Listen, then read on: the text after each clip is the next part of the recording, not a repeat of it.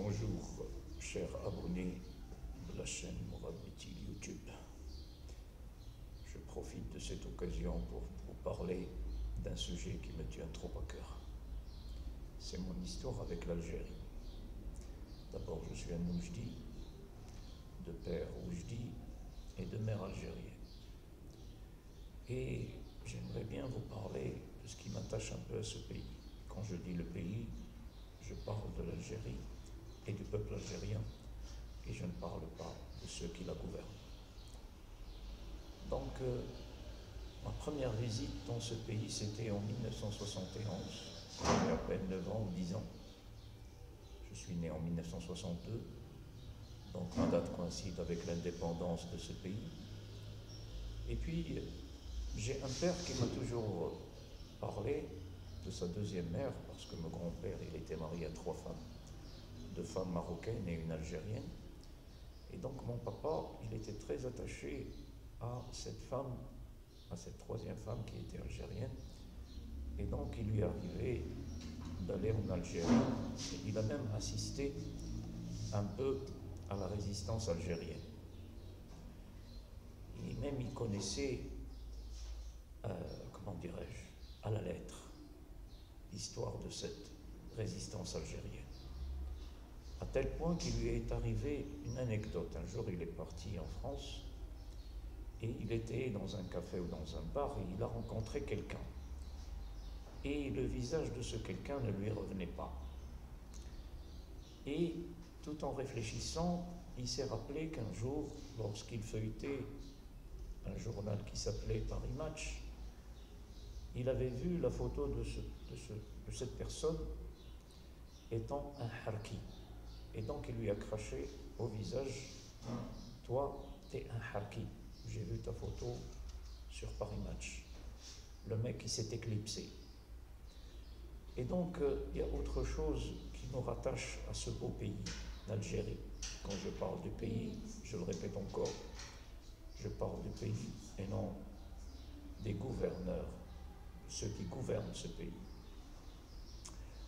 Donc, ce pays, je me rappelle très bien, j'avais une proche qui me parlait beaucoup de ce pays. Elle me disait, tu sais, l'Algérie, elle n'est pas très chère.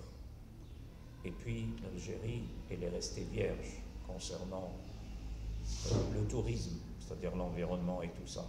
C'est pas comme au Maroc, où le tourisme est un peu cher.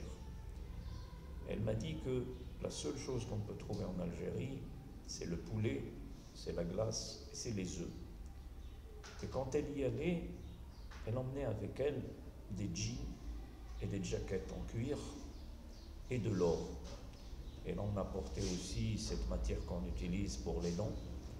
Elle en apportait plein de choses de cette Algérie, comme le café, comme le lait, l'hada, etc. Et puis il y avait un échange un peu très très exceptionnel entre ces limitrophes, c'est-à-dire ceux qui habitent les frontières maroco-algériennes, et ceux qui étaient de l'autre côté. C'était de vraies familles. Ils étaient très attachés, même par le lien familial. Il ne faut pas oublier que la majorité de ceux qui ont gouverné l'Algérie, ils ont habité au Maroc. Ils ont été épaulés par les Marocains, soutenus par les Marocains, comme les Bouteflika, les Boumdine, etc. Il ne faut jamais oublier ça. Et puis, il y a des noms qui résonnent encore dans ma tête comme un truc très poétique, comme des noms de villes. On me parlait souvent d'Oqsantena, de Relizan, de Annaba, de Ouhran.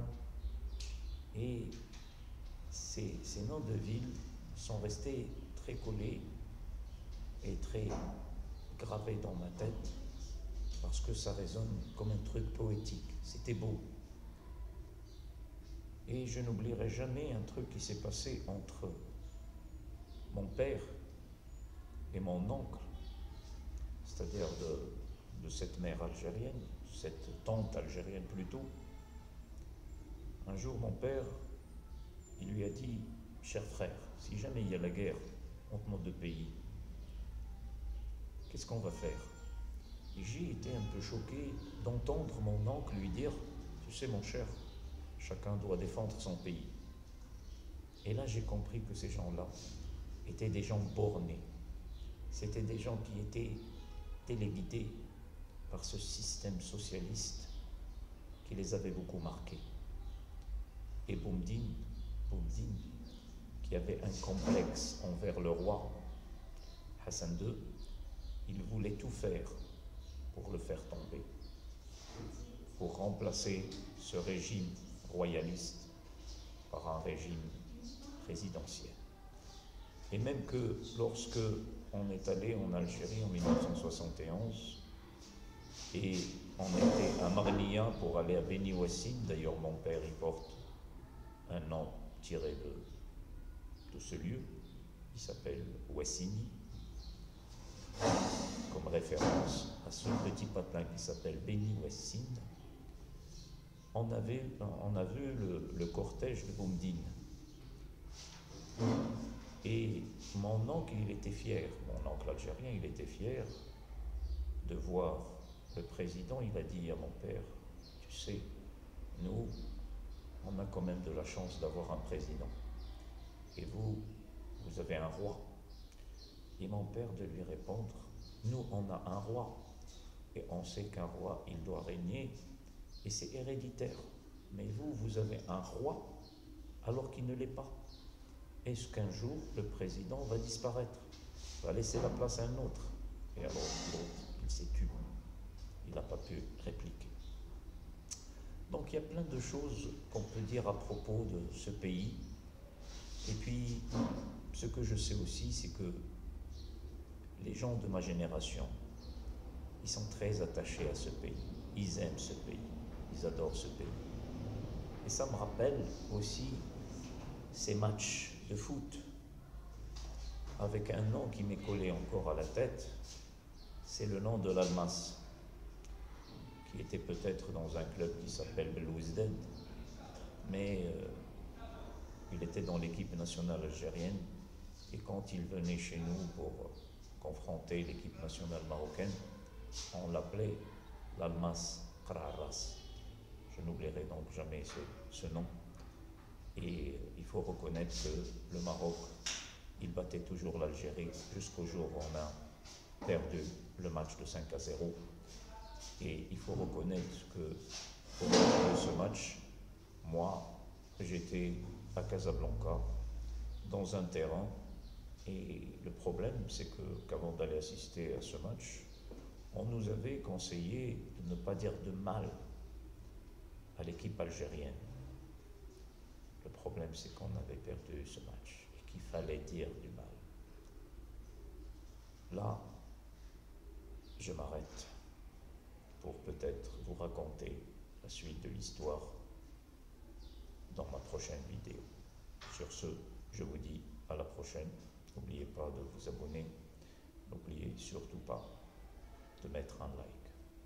Allez, à la prochaine.